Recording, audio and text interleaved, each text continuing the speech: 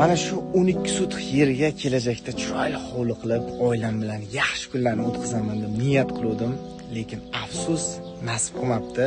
Hozir Samarqanddaman, sababi o'zimni opalarimdan bittasiga uy kerak bo'ldi va mana shu 12 sotix yerni ham va mana shu ortimdagi kamtarona hovlini ham 0 dan 2-3 oy ichida shu holatga keltirdik. Ichlari ham to'liq remont qilingan, mebel, texnikalari bilan aylantirib zabor qildik. Yana kamchiliklari bor, xudo xolasa ularni ham 15-20 kun ichida to'liq bitirib, xullas yashash uchun nima kerak bo'lsa qo'limizdan kelgancha hammasini maksimalni qilib mana shu xonadonni opamga topshiryapmiz.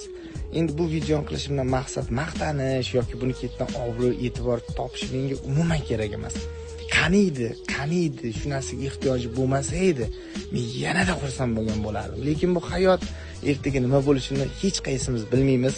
Videoni qilishimdan maqsad juda ko'pchilik yoshlar meni kuzatadi, auditoriyam juda katta, ko'p ko'ramiz.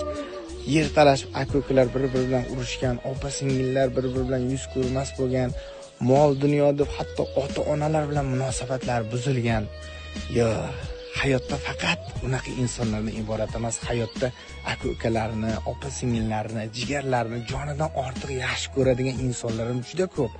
Men ham o'zim yangi mashina yoki yanada hashamatliroq uy qilishim mumkin edi.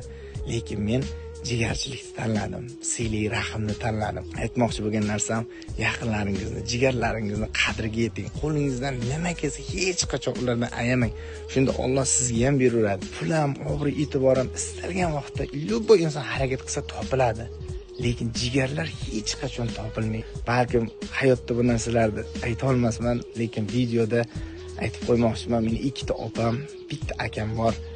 Opalarim, akajonim, men sizlar jonimdan ortiq yaxshi ko'raman. Men tirik ekanman, men sizlar uchun qo'limdan kelgan hamma narsani qilaman.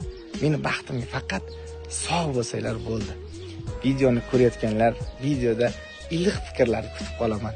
Like bossam esingizdan chiqmasin. Videoni sizlar ularni joninglardan ortiq yaxshi ko'radigan va ular uchun hamma narsaga tayyor bo'lgan jigaringlarga jo'natib qo'yasizlar degan umiddaman.